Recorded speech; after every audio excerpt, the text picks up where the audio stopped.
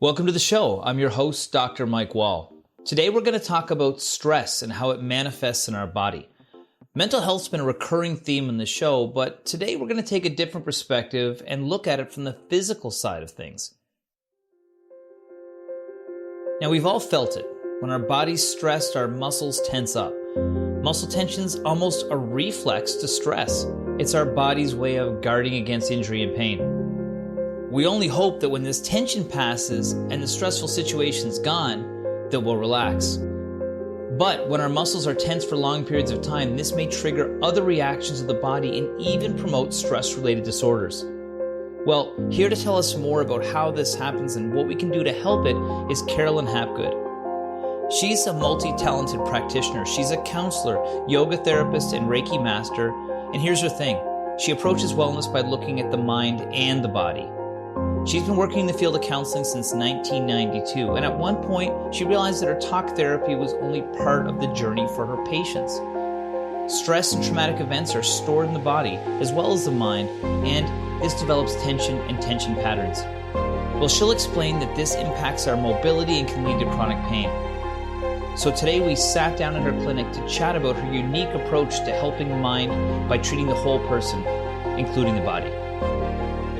Well, Carolyn, welcome to the show. Thanks for having me, Mike. Can you tell the folks a little bit about your background and what it is you do here? Of course. I am a therapist, a talk therapist, and I blend a number of other modalities. I have a private practice, and I blend a number of modalities with talk therapy, such as yoga therapy, tremoring, which we're going to talk about today because that's a sort of a foreign word, and Reiki. So I come at wellness more holistically than just talking. Much more of a body and mind type combination. I think that's Absolutely. And that's one of the things I think is so unique about your practice is that you do take this more holistic approach towards it. One of the things people may not have heard of, because I had to look it up myself, but we had talked about this in the past, is that it's a tension relieving type exercise. Explain a bit about that. Sure. So TRE stands for Tension and Trauma Releasing Exercises. And it was developed by a man named Dr. David Berceli. He's a traumatologist, and he worked in many war-torn countries during active war time. And he became, he succumbed to those circumstances himself, ended up with post-traumatic stress disorder himself.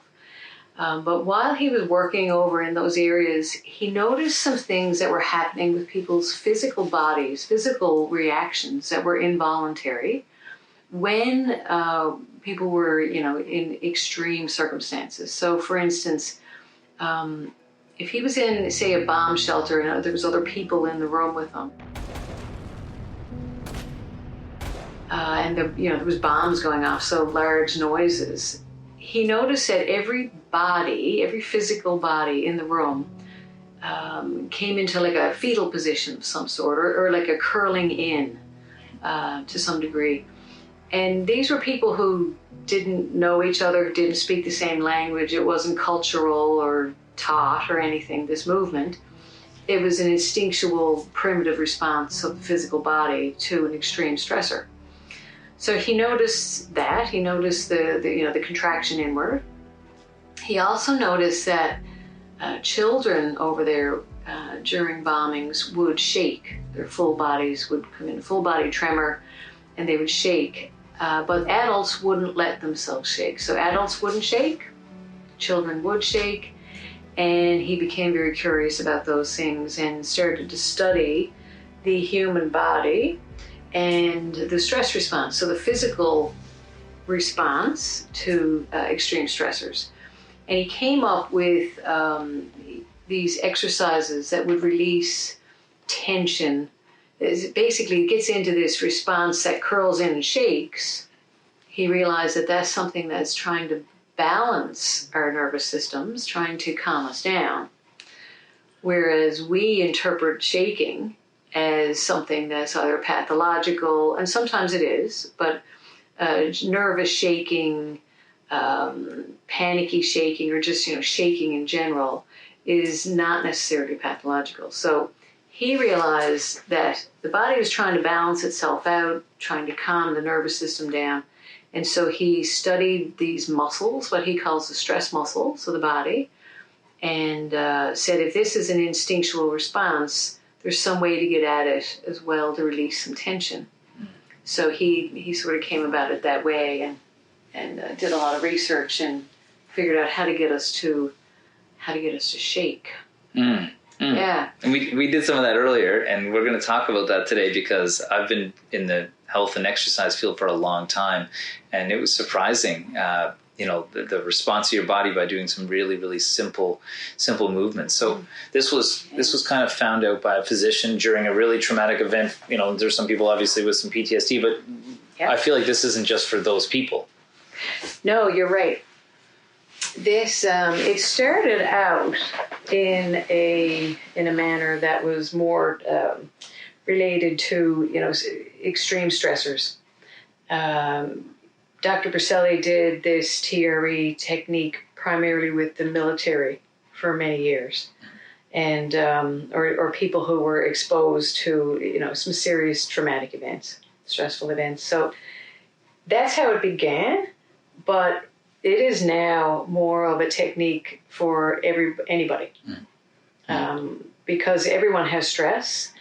We all guard against stress, and what I mean by that is when we are stressed out.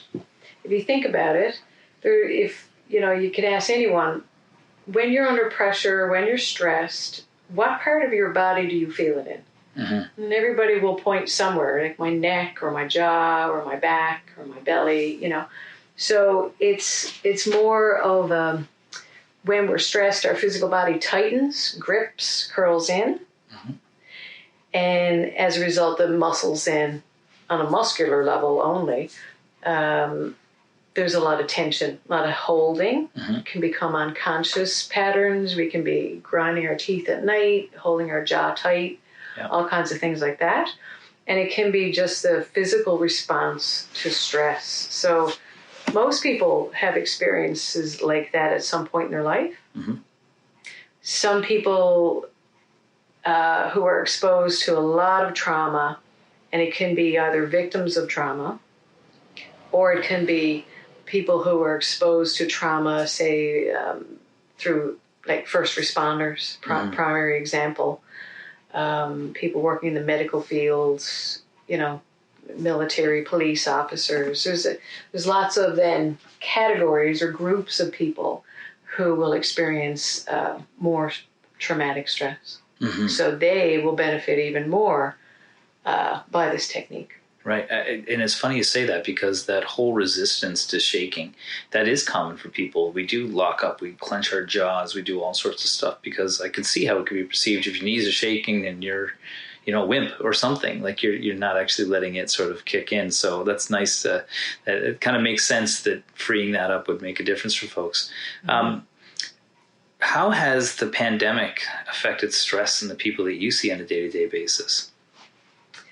A fair bit, as you can imagine. There's a lot of people their circumstances have changed significantly, either economically, just a family being in a closed quarters for a long time and without our usual outlets of exercise or walking or just going to work or school or all the activities we're used to. That alone is very difficult, very challenging. So the stress has really increased for people. And then when you're home watching likely too much news, adds to it. Is a huge factor in stress, is watching too much news, because there's a lot going on in the world. Yes, there is. Yeah, especially the next couple of weeks. We won't talk about that. No. Yeah. I'm looking at your office. You're in your office right now, and you've got lots of certificates on the wall. What made you branch off into this very unique aspect of mental health? Mm-hmm. Okay. Well, I've been in the counseling field and working with people in a mental health capacity since 1992. During that time, I had my own stressors. I had my own traumatic events happen. I, had a point in my career where I burnt out. And, I was fortunate enough to have availed of talk therapy. And I was very open to talking, had no trouble with it, and it helped. But there was always something that I felt like I wasn't quite getting at, and I didn't know what or how. But I began to, the more self-aware I began to realize that it was tension and basically trauma or stress just trapped, stored physically in my body. I had a lot of pain from head to toe. And I was going to see a massage therapist every couple of weeks for 21 years to deal with physical pain. And basically it was this tension that was stored in my body. Mm. So I came to realize that on a personal level. I was seeing something in my clients as well. They were able to talk, but I always felt like it was something we couldn't tap into. So through yoga, I had a lot of people suggest, try yoga. So finally I tried yoga and it helped a lot. And then through becoming a yoga therapist, I learned some more.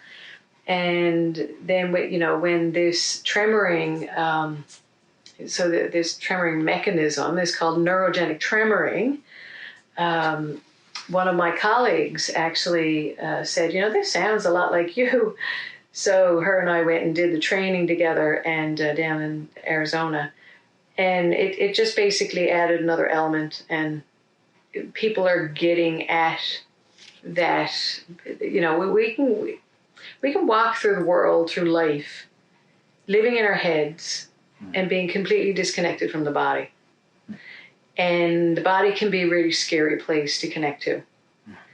So this neurogenic tremoring can, really bring you down into the body, get you used to the body story of life.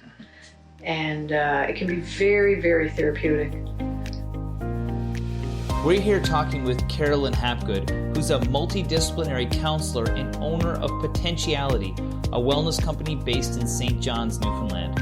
She's talking about the importance of addressing both the body and the mind when it comes to mental health. We'll be right back after this break.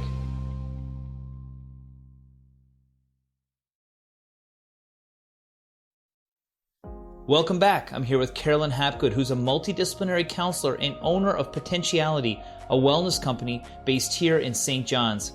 In this segment, she'll walk us through the unique treatments she uses with her patients to tap into the physical aspect of mental health. Let's get back to the interview. I think some people, they might not be comfortable in their body. And I think that was one thing that maybe that you said the pandemic sort of brought out in folks, is that all of a sudden now that they're in their head and their body's not connected and there's not the normal outlets we have and the distractions. And so are you finding that when people are able to connect with that, they're able to better handle their mental health side of things as well? Not just with the tension releasing exercise, but with yoga and other forms of physical activity. Absolutely, yes.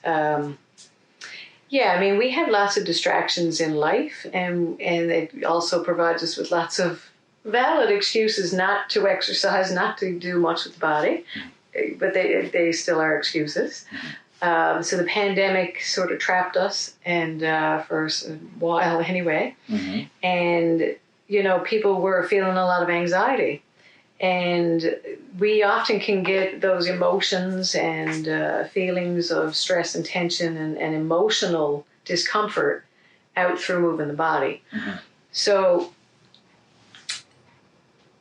the whole idea of, say, yoga, mindfulness, is a nice, easy way to transition from a life lived in the mind to more of a holistic approach to your life, your healing, your health.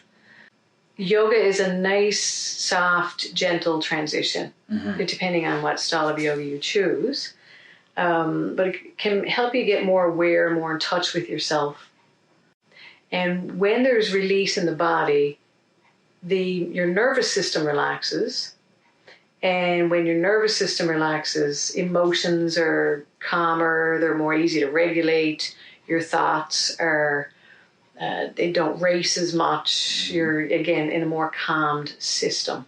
Yeah. It's funny you say that, because I think that, the whole link between exercise and mental health really is, it's relatively new, because when I first started in kinesiology, it wasn't seen as like being one of the most beneficial aspects of exercise. But knowing that, I think it's probably helped me a lot in my life, being able to have that physical release. But this exercise, these exercises that you do with people, let's talk about those now, because what they do is they are trying to unleash some of that trapped tension that's in the body that some people may never have a release for. Mm-hmm. And they may have lots of stressful events in their lives, like, for example, with you, when you're working with people and, dealing with different stresses they're seeing on a day-to-day basis, hour after hour. I could see how that could be beneficial. So walk me through what you do with these exercises, how they work, and best we can over radio.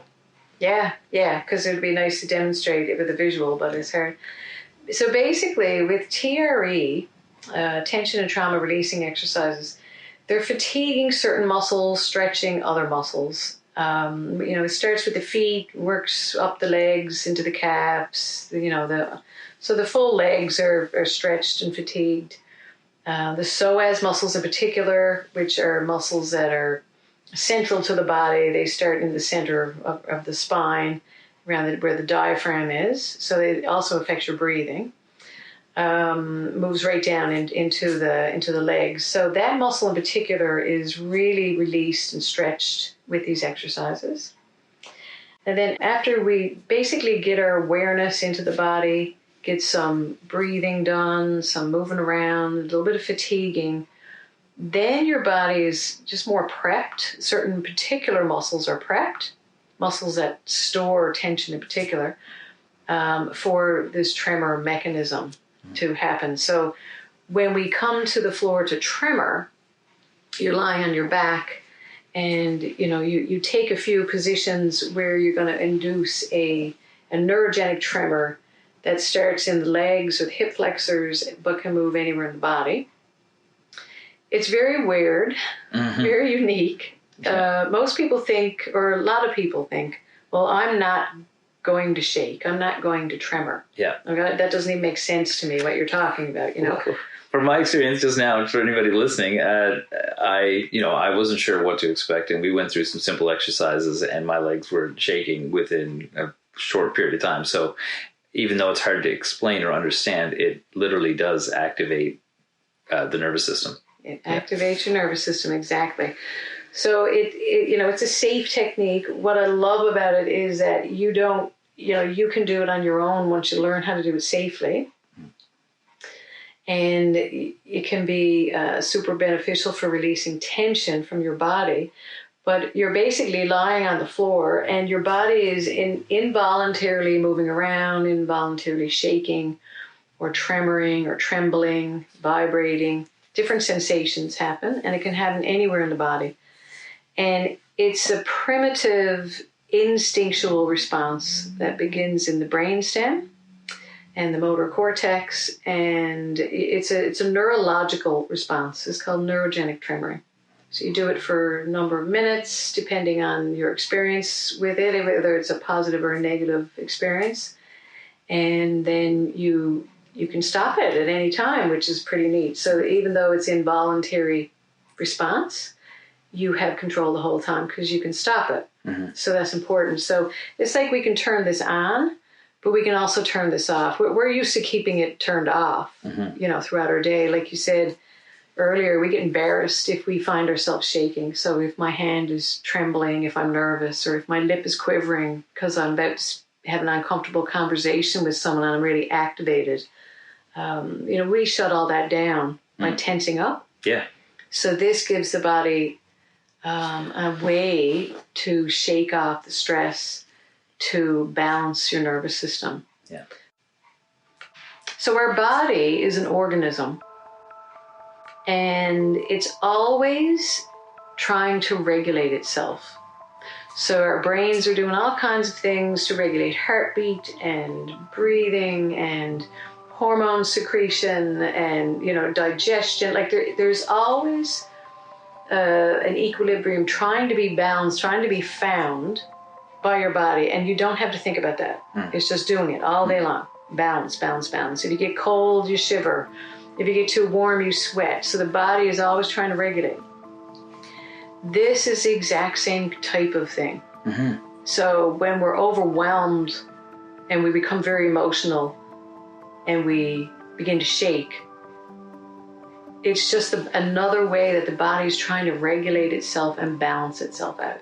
Well, okay, so you said, people carry stress in different ways. They carry it in their neck, or they carry it in their jaw, they carry whatever. The way I would describe, the tremoring would be that it's like the shaking you get from doing like a wall sit where your legs are shaking without the exhaustion. So really, it seemed like you were putting me in postures that allowed my muscles to relax, but be able to have that nervous system response. That the only way I've ever been able to make my muscles shake like that is by going to failure in an exercise. So it was kind of really interesting way to be able to sort of have that nervous system activated at a very, very low level of intensity, which was interesting. I could see why that could be less stressful for folks. Right. And the theory is that, by doing this, you're actually, you're relaxing those chronically tight areas of the body that are holding on to tension because of whatever's going on in your life.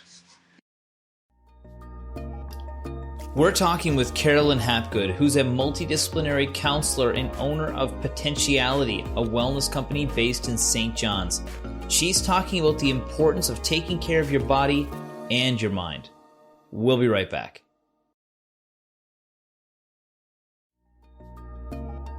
Welcome back. I'm here with Carolyn Hapgood, who's a multidisciplinary counselor and owner of Potentiality, a wellness company based here in St. John's. She's talking about her tension-releasing exercise techniques that she uses with patients ranging from the military to us average Joes. Let's check it out. So when people do this, how often do they have to do it? How long does it take? What are some things around that for duration? Yeah. So it depends. Most people can have like a really positive experience. You can go online and, you find all kinds of stuff on YouTube about how to do this, and they'll be fine. Some people have experiences that they would find uncomfortable. So we generally say that just to err on the side of caution, to do it with someone who's trained, to find a provider. So this can be done in the format of TRE, tension trauma releasing exercises, or it can be done in the format called Neurogenic Yoga. So in our province in particular, I am aware of 4 of us in the province who are trained in this, either Neurogenic Yoga or TRE. So there's people here in province that have this training. You can also go online and find what's called a provider, and people can work with you online. So the hope is that you have an experience with someone who knows what they're doing, so that if you have an uncomfortable experience, you know what to do. Yeah.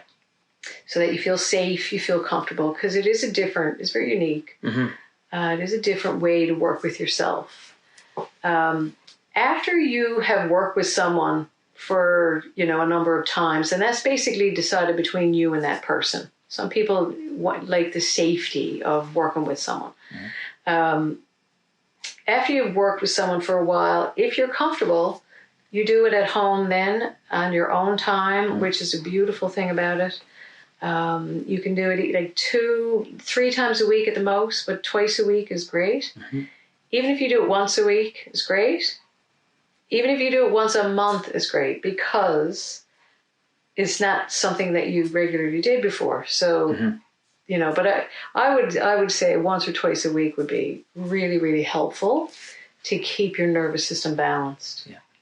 Yeah. And you deal with a lot of people with some serious, trauma as well. I think you do work with like the military and some other first responders. Can you tell me a little bit about how that benefits those populations? Absolutely. Yeah. So in particular, first responders, military personnel, people who end up very quickly being in highly charged environments, we'll say, or witnessing very traumatic scenes. That can leave an imprint in the mind, in the body. It can basically overall leave an imprint. And some people struggle with memories of an incident. Other people don't necessarily struggle in that fashion, but they're walking around in the world, walking through life in a highly charged body or a completely disconnected body. So we can go one way or the other. We can become hyper aroused or hypo aroused, where you sort of, you become more flat than normal. But in either example, your nervous system is not balanced anymore. Yes. So that predominantly happens more in people who experience trauma or high stress situations on a regular basis. So first responders, can, some of them see some of these things daily, or their nervous system has to be ramped up to react and help and on a daily basis.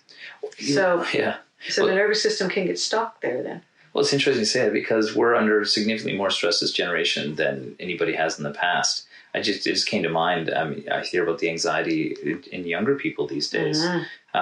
And I know that kids aren't out there playing as much as they used to and things like that. They're much more sedentary. What about for kids? Yeah, same thing. So we can use this mechanism with children. Children love it. They have a lot of fun with it.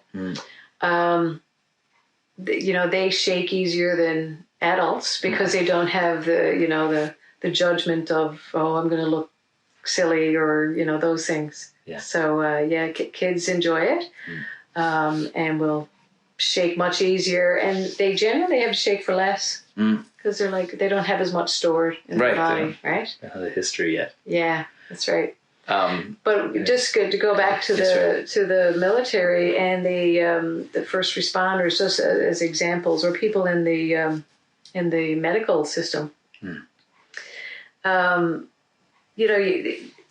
Extended periods of time with your nervous system out of balance or hyped up to deal with the situation, your body can then get stuck there. Your nervous system can get stuck, and it's really hard then to turn it off. And you'll hear people say things like, relax. I don't know how to relax. I don't even know what that means. I don't have that experience anymore because they literally can't get their body to relax. They cannot get the nervous system to slow down or calm down. So doing this tremoring response is really interesting because it can then give the person a framework or a reference, because after you generally feel very different than when you first started tremoring. Okay, so after a tremor session, you'll feel different in your body, and you hear people say things like, "Oh, this is what it's like to have a system that's calmer." Okay, so one of the biggest benefits is, if you use this as a regular practice, just like people use going to the gym or doing yoga or whatever their thing is, running, things like that. If you use this as well, this tremoring mechanism, each time you do it, your nervous system calms down a little bit more and a little bit more and a little bit more. And you can actually get your nervous system to come back to more of a baseline. So your default is not stuck on anymore. It's actually in a more relaxed state. When that happens, when our bodies and our nervous systems are normally going through life, not in the stress response, not in fight or flight, not stuck there, then everything else follows suit. So your breathing changes. You breathe, you don't hold your breath as much, you breathe deeper, you can take freer breathing, freer breaths, I should say. Your thoughts slow down, your emotions calm down because your system is more balanced. So if you can literally change your emotional state and your cognitive state by balancing your physical nervous system. And that's one of the biggest benefits. It can really take the edge off of you. You can become more tolerant. You can have better sleep. You're moving around in your body differently. You listen to yourself differently. You start to feed yourself differently because you're in a more healthy, balanced state. It's funny you say that because I'm sure that a lot of people's bad backs are caused by tension. And if they were able to fix those stresses that are leading to that chronic tension, then they would be better, and they would sleep better, and they would have a longer fuse, and they would have a million other things that affect their lives, which is so critically important for people. But it's probably something, again, you reached out to this sort of approach towards looking at the body because you probably, without having that out of the way, then you can't get through to people on the talk side. So you are a trained counselor, and you've been dealing with people and talking to them for years about their problem, but this is probably a way to be able to circumvent that, or at least get to them easier. A lot of people don't want to talk. You can get at some of this tension stuff through the body. But when people come in to me and say, oh my gosh, my back is hurting, or I threw my back out and it was such a weird thing. All I did was bend over and do this, or I just did this slight little movement, threw my back out. My very first question always is, what was happening emotionally? The days prior to that, the couple of days leading up to that, what was happening for you emotionally? And I don't recall having anyone say nothing. Everyone goes, oh, well, there was this event, and the back gives out. That's because we're on a daily basis too. We're facing stress on some way or another. I mean, we think about our lives; they are quite stressful in a lot of ways. Some people's are more than others, and then they deal with it in different ways. So yeah, I think that's a big aspect. We know that the physical exertion that helps, and having a targeted exercise helps. But let's talk about some other lifestyle aspects. What are some other things that people should be doing to complement this type of work? So lifestyle, yeah, there's lots of things. And, when you're not feeling good about yourself, and if you're not taking, and you have a lot of stored trauma or stress in the body, you're going to get into these really interesting patterns of behavior where you don't want to take care of yourself. Like most people understand that we should hydrate and eat good food and exercise and do all these healthy things. Most people understand that. Not everyone, but most. And some people try or have the desire to.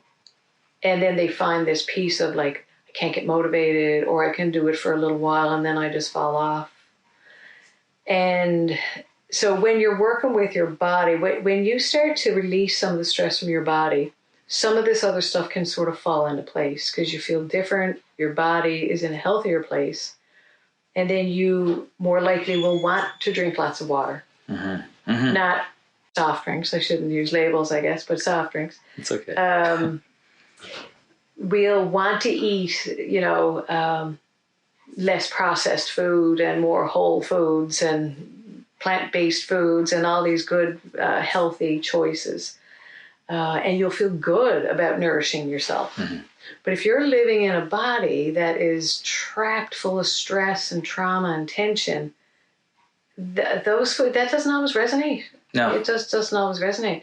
So you generally want to feed yourself better. You want to hydrate. You want to look after yourself. You want to move around more. And then when the body has some of these releases and more freedom, then things like being mindful and doing meditation are more accessible. Yeah. Because if you're living in an anxious body, meditation is very challenging, to say the least. Yeah. Meditation is challenging anyway for a lot of people, but it is brilliant, and it can take you to, I cannot say enough positive things about meditation. But if you're living in an anxious body, it's going to be way more. It's hard. Yeah, you don't have to chase the car. We're talking mental health with multidisciplinary counselor Carolyn Hapgood. We'll be right back after the break. Welcome back. We're talking mental health with Carolyn Hapgood, who's a multidisciplinary practitioner and counselor. She's talking about her tension-releasing exercises and other things we can do to preserve our mental health during some trying times. Let's check it out. Jesse Sterling was on talking about meditation. It was great. He put people through a 5-minute one. But I think that's really the point of this show, I think, for folks, is that we all know we need to exercise more and drink more water and eat perfectly and meditate and all these other things. But a lot of people don't know why they can't, right? And so this might be one of the reasons. So if I'm listening to this and I'm like, this kind of resonates with me, what are some things people could sort of recognize themselves as signs that maybe that they could benefit from this? Mm-hmm. So, okay, I'm going to have to ask you to ask me that question again. Sure, yeah. So if I'm listening to this, and I'll just use the other one, whatever, but if I'm listening to this and I'm starting to resonate and I'm like, this sounds kind of like me, I think I could benefit from this, but like, how do I know if it's right for me, or what can I sort of, is there any self-checks or signs and symptoms I could look for? So one of the most common things that people come for is either, they have a stressor that's very evident to them and they need to come in and work through some of that. But there can also be, you can be confused and be feeling off somehow and not understand what's going on for you. You can become less tolerant, so less patience. And I think there's a lot of that happening since COVID has entered our lives, because we don't have our usual outlets, right? So people are finding themselves less tolerant, less patient. So that's an indicator of a nervous system that needs to be relaxed to some degree. Okay. Ruminating thoughts, worrying, things like that can also be an indicator. Physical tension in the body just alone, you might feel like, yeah, I'm good otherwise, but wow, I got pain here and there and there. It could be just something like that, physical. So basically in all levels, like on a physical level, on an emotional level, cognitive level, like a lot of people live with a mind that just won't slow down. Mm-hmm. So that's an indicator of, revved up system. You got to think that a body full of tension would only amplify that mental loops, I guess. Yes, and they are loops. Right. And another thing you said that kind of comes to mind too is if somebody has a chronic sort of condition and it doesn't seem to be getting better, even with great allied health teams, then maybe they need something else. Like you said, you were getting regular massage. I know I've had chronic conditions forever that once I learned how to deal with them the right way, they were able to be fixed. But this could possibly be a sign for that. It could be linked to the cognitive side. Yeah. And, I practice in a manner that is holistic. I don't think that talking something through is, 100% going to do it. I don't think that body work alone is going to get us through everything, So I personally think a blend is more of a healthy thing. Yeah. More of a healthy way to approach.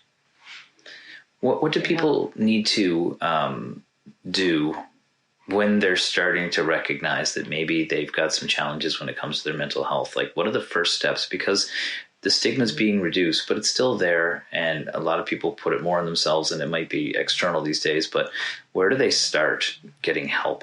Mm-hmm. Yeah. So there's lots of ways. There are really helpful things online. Some people find that, at a lower level, I'll say, that listening to some people on YouTube doing podcasts can really put certain things in perspective for them and really help them. Mm-hmm. Some people find self-help books, so things like that are easily or more easily accessible might be a place to start for some.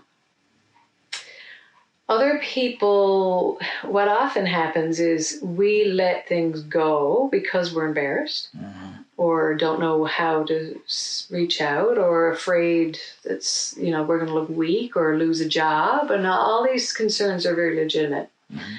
Mm-hmm. So it can be terrifying to reach out. But people, there's helplines. Mm-hmm. Mm-hmm. Look into EAP programs if you're employed. A lot of places have employee assistance programs where some of the financial burden is taken off and the employer pays for some counseling or some therapy.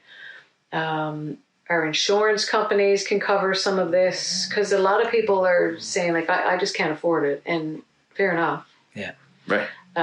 So I always encourage people to utilize the resources that are there. If you have employment and you have insurance, go through that. Yeah. If you don't, and a lot of people don't, it is more challenging. unfortunately. It is, yeah. It is, yeah. And that's, so we're not there yet. The taboo has certainly been changing, and it's more, people are feeling freer to discuss mental health concerns now, which is great. It's still not to the place it needs to be, and the resources are not always there for everyone. So lower, socioeconomic status do find it more challenging to find resources. Now there are resources out there that are like nonprofit agencies, helplines, things like that are in our province. More needs to happen. Right. And, typically if we look at the social determinants of health, the people that have the least amount of access are also working the longest hours because they're trying to make ends meet, and also under more stress because of financial concerns and things. So it's very real and very relevant for folks. Right. Yeah. Yeah. And so, if people are really having challenging time accessing services, the helpline is always there. It's free, the mental health line. There's services online with government and different nonprofit agencies. Yeah. But getting some sort of activity physically can be really helpful. Just that alone can help. Now, some bodies can't. Like if you're injured, and because you're injured, you have issues, mental health otherwise, that's more of a compounded thing there. Yeah. So some people will find access easily, and other people will struggle for sure. Yeah, well, we talked about this summer, the East Coast Trail. If you can walk it and hike it, it's free, and it's beautiful, and it's by water, and it's in nature. And we've had tons of people talk about that. But it's a resounding message that's occurred. You saying allow yourself to be able to do this type of exercise where you can release tension. Amelia Kern talked about having a dance party with her daughter in the kitchen and like dance like nobody's watching because no one's watching right now.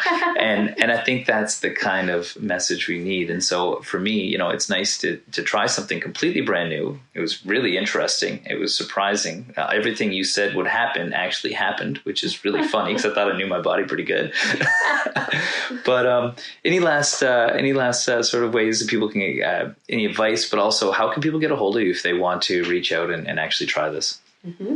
So my website is www.potentiality.ca. So I'll spell that out.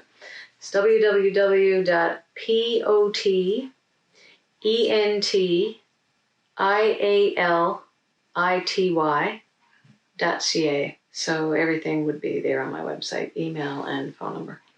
Yeah, because some of so I see people individually, but I also do groups with this tremoring, shaking response. So, and it's interesting to do it in a group because you look around, see that you're completely normal because everybody else is shaking around you as well. And it's also more affordable to do in a group than in individual sessions. So, but now some people, so anyone that has had a lot of trauma in their history will definitely, it would be wise to start out with someone who's trained alone, like an individual session. I would highly recommend that. Yeah, and I'm sure that the practitioner would say that, be able to recognize that if the person came forward and said, you need to start slow and have some real good observation, maybe. Yeah, just take it slow and ease into this mechanism because it can be really, really helpful. It can be really helpful for someone with PTSD. It's not a cure. It doesn't treat PTSD, nothing like that. But it is a big stress reduction technique, and it can really connect you back with your body in a safe and healthy way. So it's really good for that. But I would do it with someone trained. Yes, of course. Yeah, don't be going on YouTube, guys. That's why we have experts on the show, so we can hear from the best and what we need to know if we're going to start to navigate this. So thanks very much for taking the time today. I know you're really busy, but that was great to not only have our chat, but also go through and experience it myself. Yeah. Thanks very much for having me, Mike. And thanks for having this show. Thanks. Thank you to Carolyn Hapgood for sharing her approach to treating the body and the mind. I have to say, this was a unique episode for me, and I learned a lot from her about a different way to look at mental health. If you want to reach out to Carolyn, you can find her on her website at potentiality.ca. Well, that's this week's show. We're getting into flu season, and this month is Pancreatic Cancer Awareness Month, which is near and dear to my heart. So expect episodes on those topics with some special guests. I'm your host, Dr. Mike Wall. We'll see you back here next week for another episode of the Wellness and Healthy Lifestyle Show on your VOCM.